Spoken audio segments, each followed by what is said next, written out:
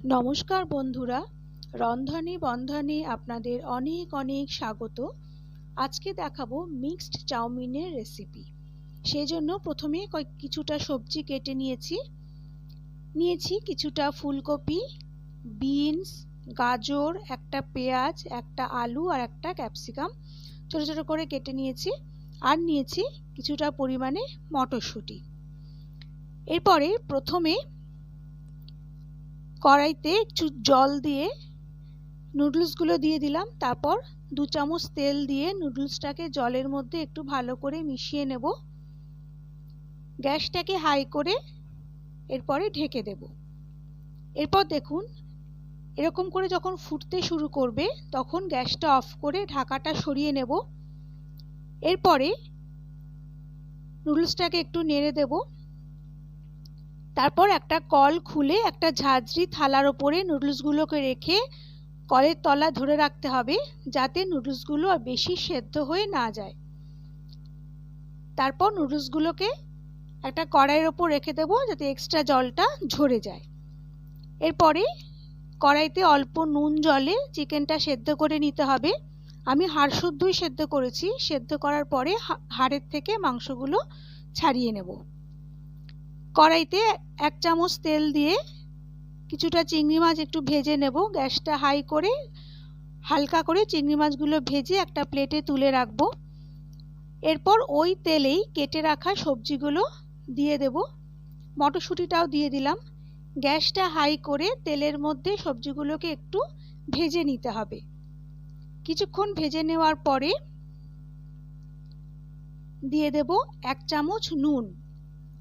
নুনটা দিয়েও সবজির সঙ্গে খুব ভালো করে মিশিয়ে নিতে হবে। আমার রেসিপিগুলো যদি আপনাদের ভালো লাগে তাহলে প্লিজ লাইক এবং শেয়ার করে দেবেন, এবং আমার চ্যানেলটাকে প্লিজ সাবস্ক্রাইব করে দেবেন। পাশে থাকা বেল আইকনটা প্রেস করে দেবেন, যাতে পরবর্তী রেসিপিগুলো আপলোড করলে তার নোটিফিকেশন আপনাদের কাছে পৌঁছে যায়। এরপর ঢাকা দিয়ে 5 মিনিট রেখে দেব। 5 মিনিট পরে ভেজে রাখা চিংড়ি মাছগুলো সবজির মধ্যে দিয়ে দেব। এর মধ্যে সবজিগুলো সেদ্ধ হয়ে গেছে। চিংড়ি মাছগুলো দেওয়ার পরে সেদ্ধ করে রাখা নুডলসগুলো কড়াইতে দিয়ে দেব।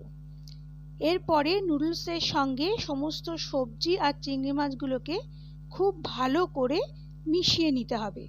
গ্যাসটাকে সিমে রেখে খুব ভালো করে মেশাতে হবে। যদি একটা খুন্তি দিয়ে মেশাতে অসুবিধে হয়, আপনারা একটা চামচও নিয়ে নিতে পারেন।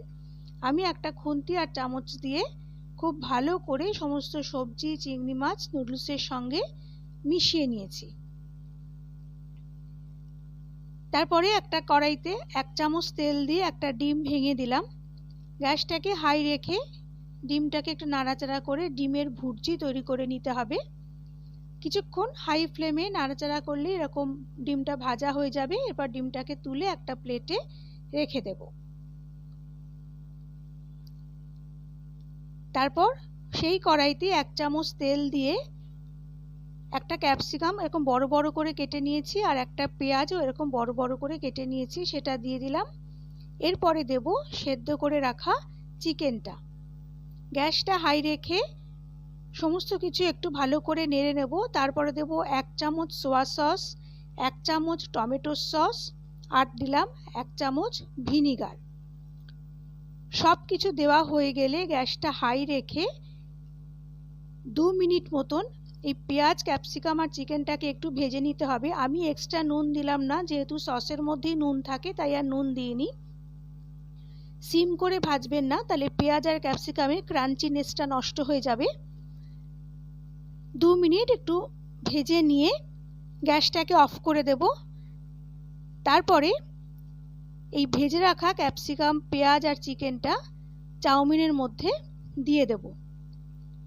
তারপর খুব ভালো করে চাউমিনের সাথে এই সমস্ত কিছু মিশিয়ে নিতে হবে। এই সময় কিন্তু গ্যাসটা অফই আছে। তৈরি হয়ে গেল আমাদের মিক্স চাউমিন।